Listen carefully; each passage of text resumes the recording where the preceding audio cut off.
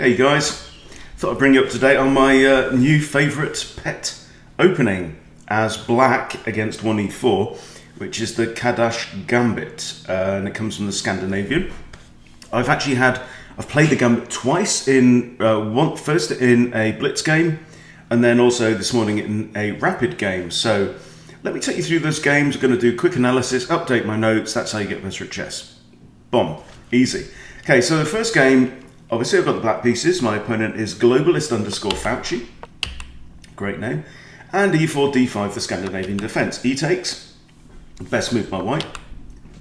And now I play the modern variation. The traditional one is queen takes. And then queen might come here or come back, right? But I like this modern variation. It also leads into something called the Icelandic Gambit.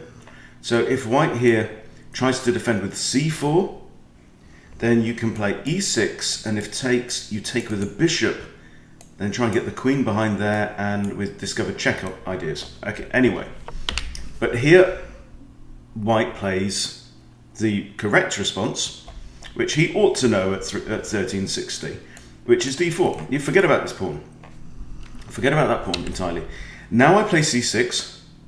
So now white should be going, oh cool, I was forgetting about that pawn, but now look, I can just grab myself another pawn here, okay? So he takes, and now you don't even take back, e5. Check this out, right? Now, in this game, my opponent takes on b7, so bishop takes b7, obviously, because you've got to prevent losing a rook and your opponent getting a queen, and he doesn't take on e5. This is, I think, critical. So what he does is he throws in a bishop check. I block here with the knight, which kind of, I mean, you have to say, what's this bishop doing now? What's this bishop's job on the board, right? If takes, then yes, my bishop has some activity, but right now this bishop's useless. I've just completely nullified my bishop. Now queen comes out here, so he's attacking this. The only defender of that pawn is pinned. Very important. So I now attack the bishop. Still, he could just go in and take the pawn, eh? But bishop retreats, and now I block here. Okay, so I'm sure this isn't the best game. You know, it's a 5-minute blitz. This isn't how we play well. This is how we practice playing quicker.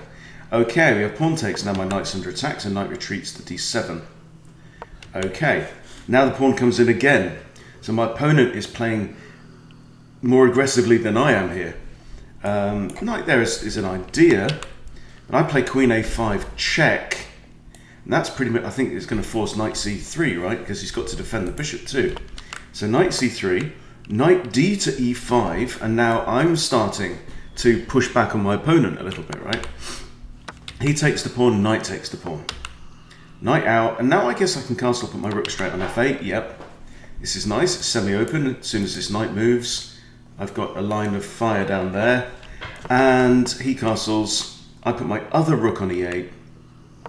Queen comes in now. That's not really attacking, but I suppose it is actually. It's now attacked twice. Yeah, and only defended once.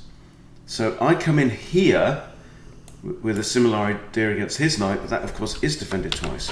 So he can now take my knight for free, yeah. I take, queen takes, I take, queen takes, I'm down a piece. In fact, I'm down a piece and 3 pawns for my trouble. So I am not going to survive very long. And then a very, very simple attacking idea.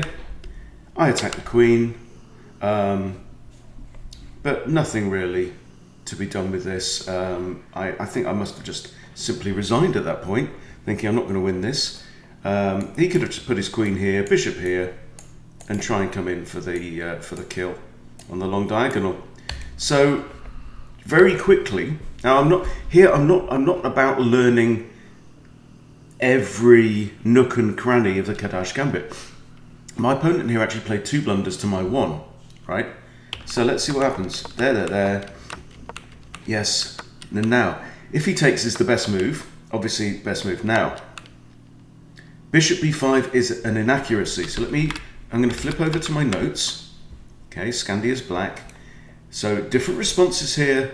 So I put my opponent's moves in magenta. This is the opening sequence. Opponent's move in magenta, my moves in white. Okay, and then what I'm doing is I'm indenting every line right now. And then I've got my kind of titles in orange, and if I want to put notes on there, I'll normally put them in brown. Okay, but anyway, that's a Portuguese gambit, which I'm not doing right now. This is an Icelandic gambit, which we talked about. The Kádas Gambit. D4, C6, okay, which we've had. So I'll go back to this, okay. So we've had D4 best move, C6, okay. Takes E5, and now it's got white 2.8 up. That's madness, okay. Anyway, so D takes C6, E5, that's where we are. And now if D takes E5, then Queen D1. Okay, yeah, Queen takes D1, and we trade queens, forcing Black's king to move, right? But that's not what we have here. What we have here is C takes B7. So C takes B7, Bishop takes B7, yes.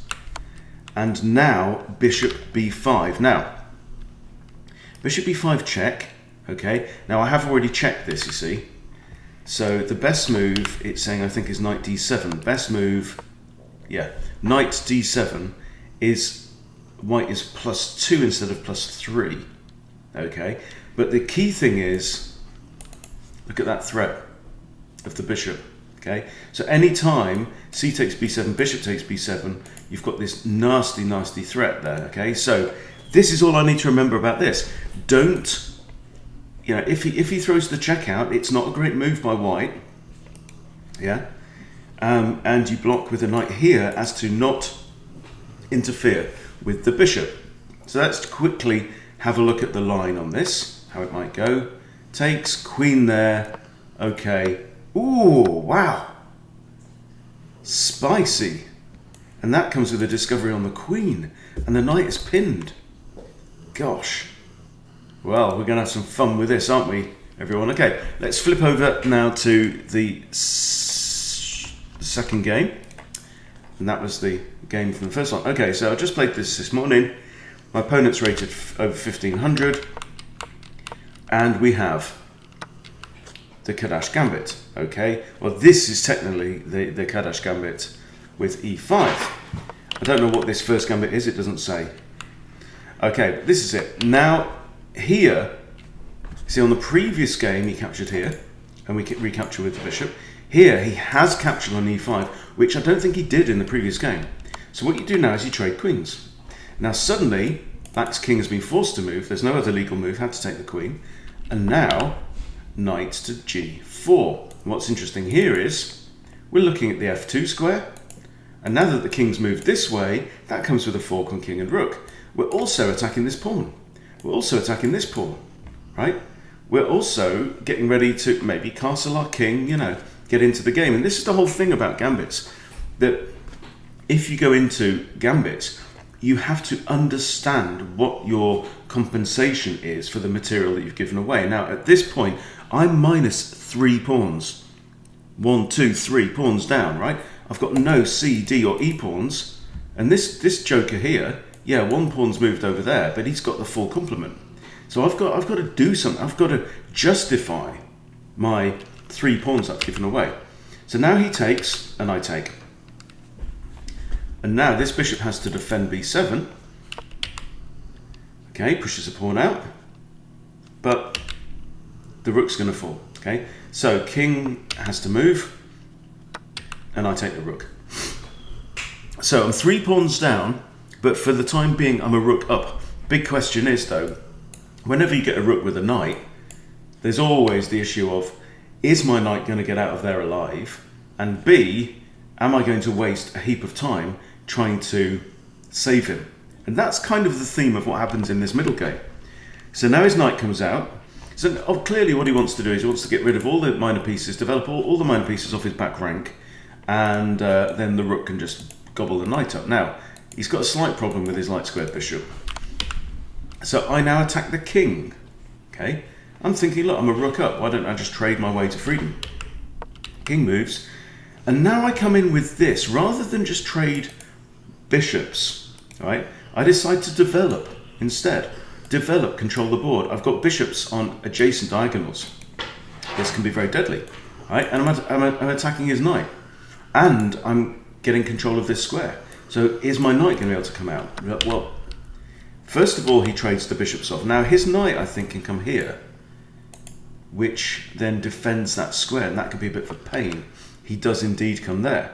So what do I do now? What would you do now? I want to get my knight out of trouble, because that is my compensation, really, for the rook. If I lose my knight, I'm basically a pawn down. I've got I've got a rook, but for a knight and 3 pawns, that doesn't really add up.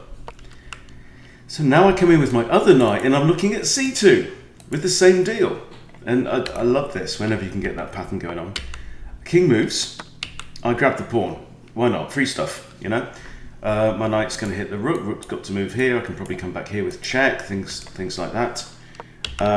Rook does move, and I do come back with check.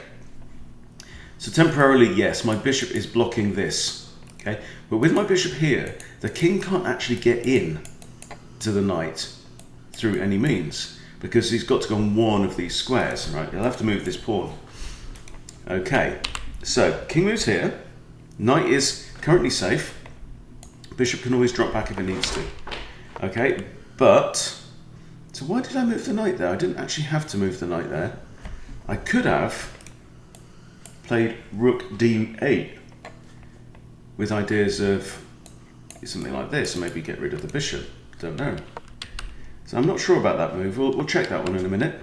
Okay, he comes out proposing a trade of bishops. I throw in a check. Okay, develop my rook, get my rook into the middle of the board, chop the board in half, right? And now I realise, actually, that after this bishop moved, the rook is looking at my knight. My knight is on prise, hanging, nothing I can do. After the king moves here, I thought, sod it, throw my knight here. The most desperado thing that I've got is doubling up his pawns on the b file, a g file. That's all I have, right? So he takes. Now I lift my rook. A couple of ideas here. One is I'm defending this pawn. Defending this pawn, keeping my rook on the open file, that's important. But also I'm getting my rook onto a light coloured square because he only has a dark squared bishop. Now he comes in with a second attacker on my bishop. We trade bishops, I lift my king. Okay, so now, where are we? We've got 4-ish against 3 on this side, and 2 against 1 on the queen side. Now, the difference is, I'm up in exchange. So material is actually bang equal right now. He's got 2 extra pawns, well 1.5 extra pawns because these are doubled, yeah? But I have an extra rook. Now, what I would like to do, obviously here, is trade off one of my rooks for his remaining rook. That would leave him only with slow pieces on the board. So his knight now comes into a very nice outpost, and this is really annoying because he's defended by this pawn, and I can't really get rid of that knight. I don't want to take with the rook and go down material. So I bring my rook across, and we have some fiddling about. And this was a real mistake here, but I don't think my opponent saw it because he could simply have taken that pawn here, right? All I was thinking about was if he takes en passant, I can recapture with my pawn, and it just kind of opens things up a bit. But he missed that. And now I play g5. Again, leaving this pawn hanging. Rook comes across now, and at this point I'm starting to think, yeah, I'm on 4 minutes 02, my opponent's on 4:50.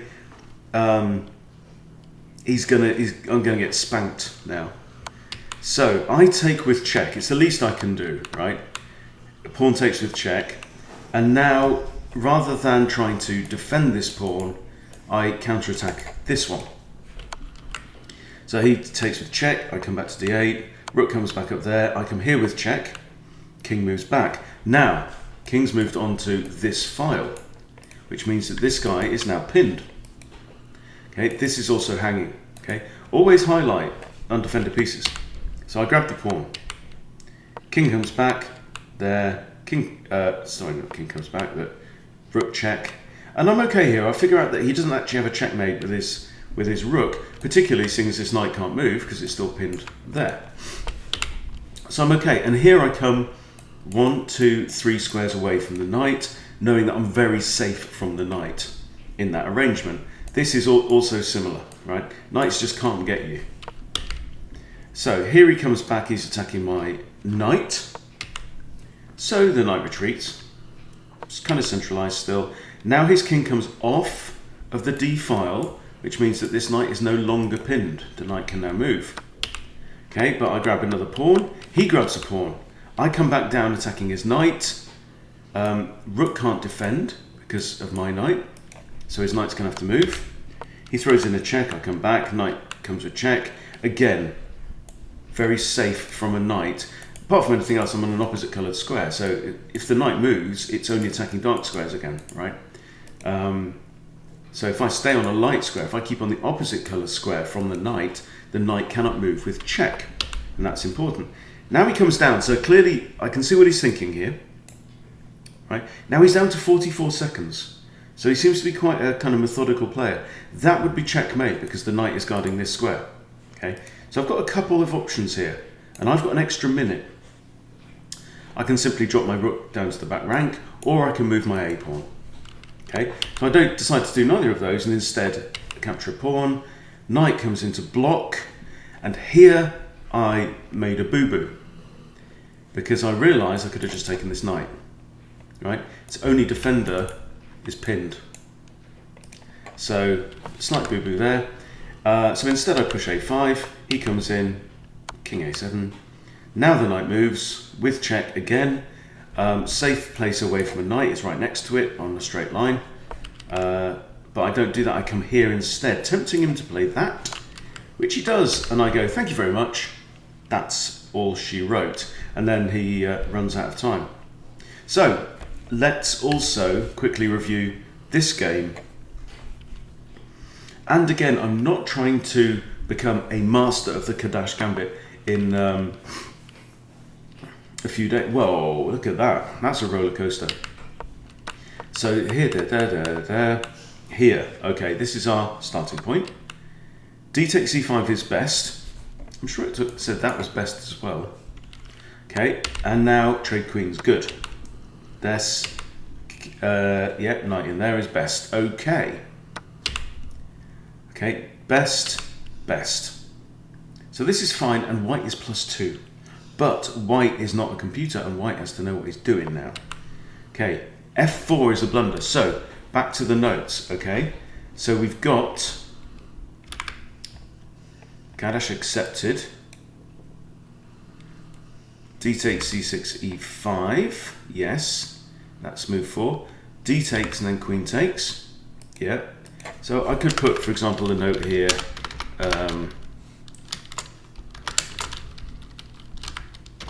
early queen exchange, right?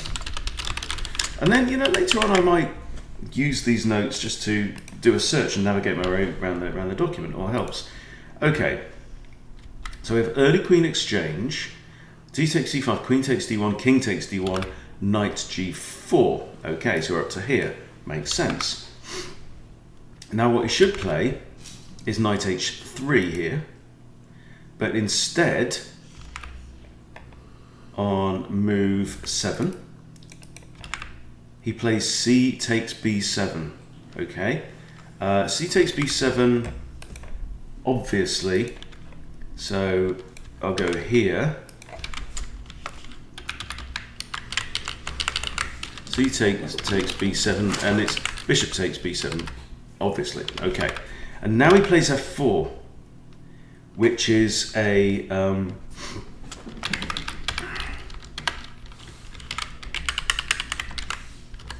f4, and that's a blunder. So I'll put 2 question marks on that. That's a blunder because of knight f2 check. Okay, and at that point we are actually in a winning position. Okay, so you know, we could put happy face on there. That's best. Take the rook is best. Knight c3 is best. Okay, what should I have done here? Now bring the knight out. Okay, so I guess it's here and kind of attacking this pawn again. If I can get a knight to here, that'd be good, but it's not going to get there in a hurry. But anyway, shows you the danger of some of these gambit lines. even above, when I'm facing an opponent over 1,500 and 40 plus points higher than me at the time that we played. But definitely a satisfying win, and definitely my style. So enjoy myself there. Hope you've enjoyed yourself too. Give it a whirl. Let me know what you think. I'll see you later.